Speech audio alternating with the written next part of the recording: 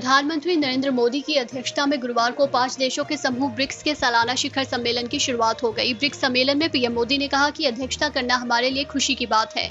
उन्होंने कहा कि पिछले 1.5 दशक में ब्रिक्स ने कई उपलब्धियां हासिल की हैं। आज हम विश्व की उभरती अर्थव्यवस्थाओं के लिए एक प्रभावकारी आवाज हैं। विकासशील देशों की प्राथमिकताओं पर ध्यान केंद्रित करने के लिए भी ये मंच उपयोगी रहा है। पाकिस्तान के साथ लगी अंतर्राष्ट्रीय सीमा के कुछ किलोमीटर की दूरी पर देश की वायुसेना ने गुरुवार को इतिहास रच दिया। राजस्थान के बाड़मेर में बने नेशनल हाईवे पर बने इमरजेंसी लैंडिंग फील्ड का केंद्रीय रक्षा मंत्री राजनाथ सिंह और केंद्रीय सड़क परिवहन मंत्री नितिन गडकरी ने उद्घाटन किया। दोनों केंद्रीय मंत्रियों ने NH 925A पर 3 किलोमीटर लंबी हवाई पट्टी का उद्घाटन किया। उद्घाटन के बाद वायुसेना के लड़ाकू विमान सीधे हाईवे पर उतरे। सुखोई, जगुआर और हरक्यूलिस ने आसमान में अपना दम दिखाया और फिर हाईवे पर लैंडिंग की। गुरुवार से कांग्रेस नेता राहुल गांधी 2 दिन के जम्मू दौरे पर हैं। वो प्रसिद्ध वैष्णो देवी मंदिर जाएंगे और माता वैष्णो देवी का आशीर्वाद लेंगे। दोपहर 12:20 पर राहुल गांधी जम्मू एयरपोर्ट पर पहुंचे थे, जिसके बाद वैष्णो देवी की पैदल यात्रा के लिए शाम को निकले।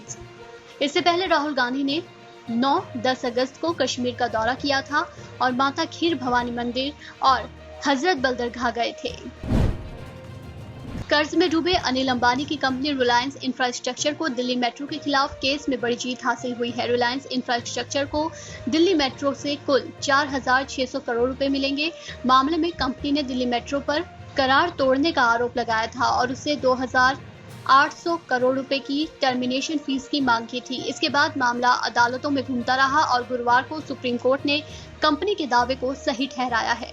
अब DMRC को ब्याज और हर्जानी के साथ रकम लौटाने का आदेश दिया गया है। वाराणसी के ज्ञानवापी स्थित मंदिर मस्जिद जमीन विवाद मामले में हाईकोर्ट ने अहम आदेश दिया है। मस्जिद की जमीन की ASI से खुदाई कराकर सर्वेक्षण कराए जाने के सिविल जज के आदेश पर इलाहाबाद हाईकोर्ट ने रोक लगा दी है। हाईकोर्ट ने SI से मस्जिद की खुदाई कर सर्वेक्षण कराने समेत सभी आदेशों पर तत्काल रोक लगा दी है। AIMIM के अध्यक्ष सांसद असदुद्दीन ओवैसी उत्तर प्रदेश के दौरे पर हैं। गुरुवार को बाराबंकी के कटरा मोहल्ले में ओवैसी ने एक जनसभा को संबोधित किया। इस मौके पर उन्होंने अखिलेश, मायावती, कांग्रेस पर निशाना साधते हुए कहा कि इन पार्टियों ने कभी भी मुसलमानों के हक के लिए आवाज नहीं उठाई। इन लोगों ने मुसलमानों का वोट ले लिया है पर उनकी कभी परवाह नहीं की। इन पार्टियों ने नागरिकता संशोधन कानून और 3 तलाक का भी विरोध नहीं किया।